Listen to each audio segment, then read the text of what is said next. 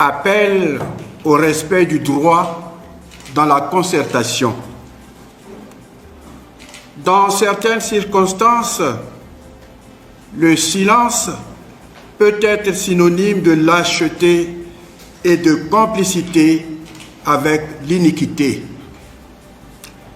Chers compatriotes, dans la Bible, lorsque Caïn tua son frère Abel et que Dieu lui demanda où était son frère, il répondit qu'il ne savait pas et qu'il n'était pas le gardien de son frère.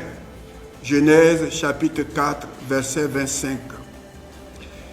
Qu'il le confesse ou non, les disciples de Caïn sont ceux qui refusent de veiller sur leurs frères, ceux qui se montrent indifférents face à la détresse ou à la souffrance d'autrui. Dans ces circonstances, le silence peut être synonyme de lâcheté et de complicité avec l'iniquité.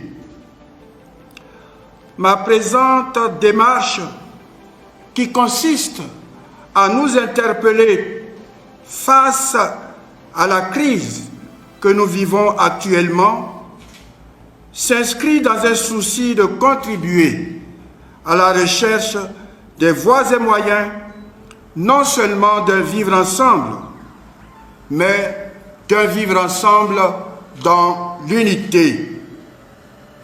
C'est bien ce que suggèrent les paroles du psalmiste quand il affirme qu'il est bon, qu'il est doux pour des frères de vivre ensemble et d'être unis. Psaume 133, verset 1. La vie sociopolitique de notre pays aborde un virage dangereux. Au fur et à mesure que s'approche l'échéance des élections présidentielles, force nous est de constater la radicalisation des positions de part et d'autre. Celles-ci sont d'autant plus accentuées depuis la déclaration de candidature du président de la République le 6 août 2020. Certains citoyens ont pris les rues pour appeler au respect de la Constitution qui, selon eux, venait ainsi d'être violée. D'autres ont pris à contre-pied ces manifestations. Cette situation a conduit à des violences inacceptables. Des citoyens de même pays, armés de gourdins, de pierres, de machettes et d'armes à feu, se sont livrés à des massacres d'un autre âge, causant, comme il fallait s'y attendre, des morts et d'innombrables blessés, sans compter des dégâts matériels. Devant un tel spectacle désolant et déshonorant pour notre pays et pour l'Afrique, peut-on honnêtement rester inactif et passif, pour ne pas dire indifférent? Peut-on garder le silence et laisser le présent et l'avenir de notre pays être dévorés par l'épée et le feu? J'ai cependant gardé un long temps de silence dans le recueillement et la prière. Je me suis contenu dans l'espoir que la sagesse habite les uns et les autres. Mais l'allure que prennent les événements, avec les incertitudes qu'ils cachent, m'oblige à sortir de ma réserve pour ne pas être complice des graves dérapages que nous avons connus en si peu de jours et que nous ne souhaitons pas revivre. Ma responsabilité de pasteur se trouve engagé devant la nation, devant l'histoire de notre pays, devant le monde entier. Il s'impose donc à moi de dire une parole de consolation qui, en même temps, invite à la non-violence, au dialogue, au respect du droit et des lois, toutes choses sans lesquelles l'on ne peut bâtir un État moderne et paisible. On ne le dira jamais assez. Il n'y a pas de paix sans justice et il n'y a pas de justice sans pardon. Voilà ce que je veux rappeler à ceux qui ont entre leurs mains le sort de nos populations, afin qu'ils se laissent toujours guider dans les choix graves et difficiles qu'ils doivent faire par la lumière du bien véritable de l'homme dans la perspective du bien commun.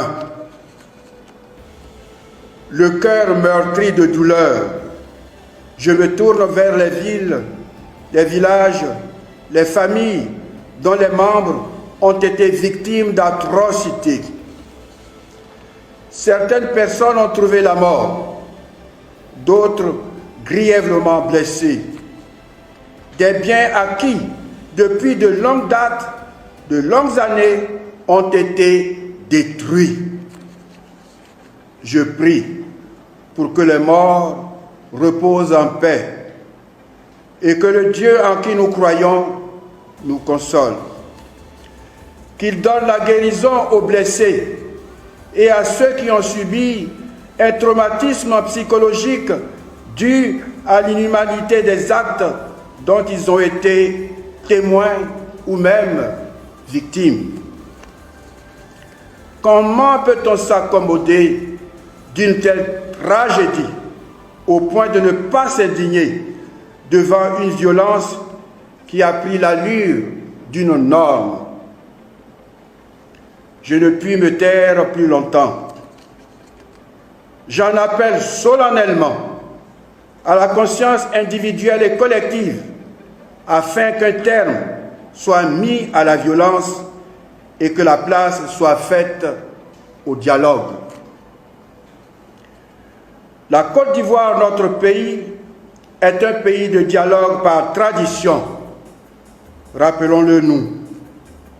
Ne mettons pas le dialogue sous éteignoir pour emprunter des chemins qui n'honorent pas notre cher pays. Tout dialogue suppose deux individus ou des groupes d'individus.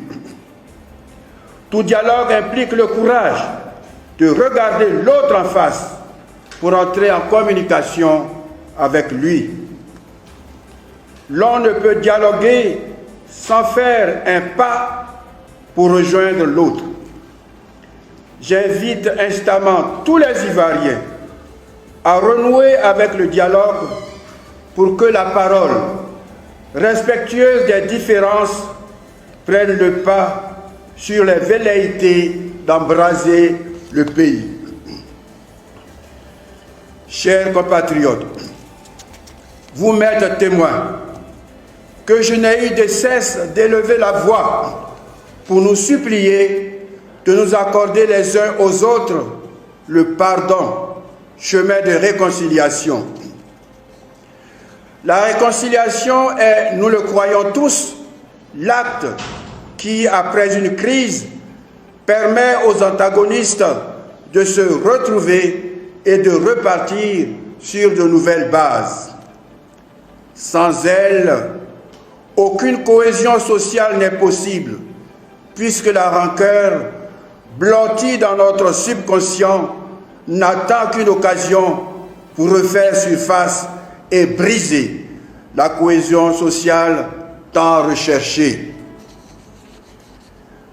Vous conviendrez avec moi qu'un environnement délétère n'augure rien de bon quant à l'organisation des élections. Comment, en effet, dans une ambiance perturbée par des récriminations et des malentendus autour des questions fondamentales, pourrait-on aller à des élections dignes de ce nom. En vérité, la réconciliation est plus importante que les élections. Voilà pourquoi il est totalement erroné de penser qu'il suffit d'organiser des élections, d'en déclarer un vainqueur pour que les cœurs meurtris soient guéris et que la paix s'installe. J'ose encore une fois nous supplier, laissons-nous réconcilier les uns avec les autres. Tout le reste ira de soi. L'un des moyens pour aller à la réconciliation est le respect des lois qu'on se donne, bien plus que les élections. C'est ainsi que la maxime latine prend tout son sens. Dura lex, sed lex. La loi est dure, mais c'est la loi.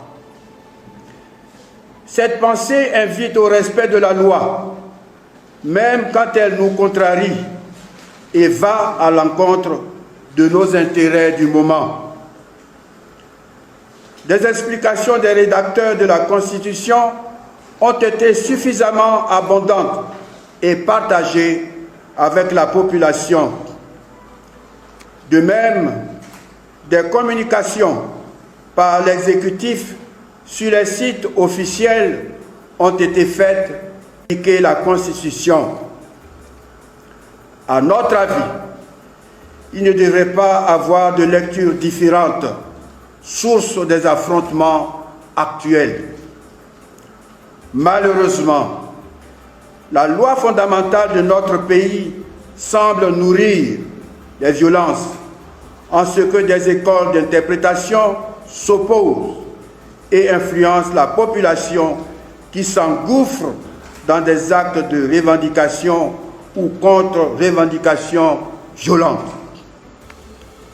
Pour ma part, je crois que de tels conflits ne devraient pas avoir leur raison d'être. En tout état de cause, qu'il me soit permis d'inviter tous les Ivoiriens à emprunter les chemins scientifiques pour sortir de cette crise née de la compréhension de la loi qui fonde toutes les autres. Cela ne peut se faire à coup d'invectives, de machettes et de canons. En parlant de chemin scientifique, je fais ici référence aux intellectuels, hommes de science capables d'indépendance intellectuelle et d'exégèse méthodique des textes, et notre pays n'en manque pas, pour que la lecture de sa loi fondamentale soit livrée à des courants politiques au point qu'elle signifie à la fois une chose et son contraire, selon l'intérêt que l'on défend. À quoi servirait une boussole qui indique un jour le nord et un autre jour le sud, selon les lunettes que l'on porte? La loi fondamentale, qui peut être regardée comme une boussole, ne peut signifier à la fois une chose et son contraire. Je voudrais inviter les uns et les autres à aller au dialogue et à la concertation dans la recherche de solutions à cette crise qui n'augure pas d'un lendemain meilleur quant à l'organisation paisible des élections. J'insiste encore une fois pour vous rappeler que le respect de la loi est plus important que les élections. La loi fondamentale de la Côte d'Ivoire s'ouvre par la reconnaissance des droits, des libertés et des devoirs par l'État, confère article 1 de notre Constitution. Quel commentaire en faire, sinon que pour le législateur, ce triptyque forme un corps dont découle tout le reste. Le droit, les libertés et devoirs sont primordiaux dans toute société moderne et l'État de Côte d'Ivoire s'est engagé à prendre les mesures pour son application effective. Les événements de ces jours-ci laissent entrevoir que beaucoup reste à faire dans le rappel à tous des droits, des libertés et des devoirs des individus et des collectivités. Cela ne peut se faire que loin des bruits d'intérêts électoralistes. Seule la recherche du bien commun permettra à l'État et à ceux qui l'incarnent d'aider les citoyens à la connaissance et au respect des droits, des libertés et des devoirs de tous. Si le droit de la personne humaine en général et à la vie en particulier est inviolable, confère l'article 1 et 2, l'on ne peut le sacrifier sur l'autel des intérêts particuliers et des élections censées nous apporter la paix et le développement. Ma conviction profonde reste que le respect des lois est plus important et honore plus que la victoire à une élection. Chers compatriotes, il est de notoriété que la force de la loi est et sera toujours à préférer à la loi de la force.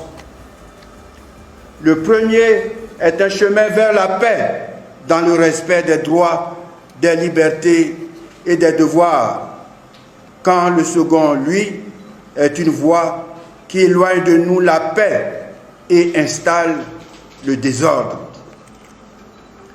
Puissions-nous, dans un esprit civique et de concertation, donner à la loi toute sa force pour qu'elle nous aide à vivre dans la justice, la réconciliation et la paix en vue d'une organisation consensuelle d'élections sans violence. Je ne peux pas ne pas me tourner avec respect vers le président de la République, chef de l'État, dont la candidature à ces prochaines élections n'est pas nécessaire, à mon humble avis.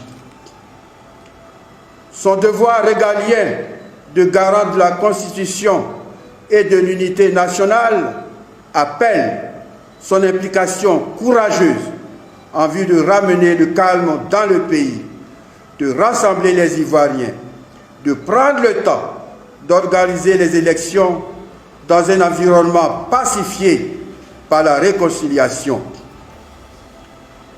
Comme le dit si bien un adage de chez nous, on ne reste pas dans les magnans pour enlever les magnans.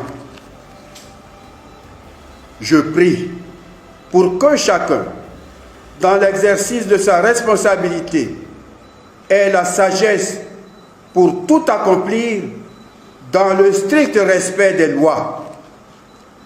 Que les appuis et les revendications se fassent dans le strict respect de la Constitution, particulièrement en ce qui concerne le respect du droit à la vie, droit inviolable selon notre Constitution, confère l'article 3. Toute injustice, sous quelque forme qu'elle se présente, provoquera le désordre. Seule la justice qui reconnaît à chacun ses droits et devoirs nous apportera la paix. Que Dieu bénisse la Côte d'Ivoire et nous accorde sa paix. Donné à Abidjan le 31 août 2020. Je vous remercie.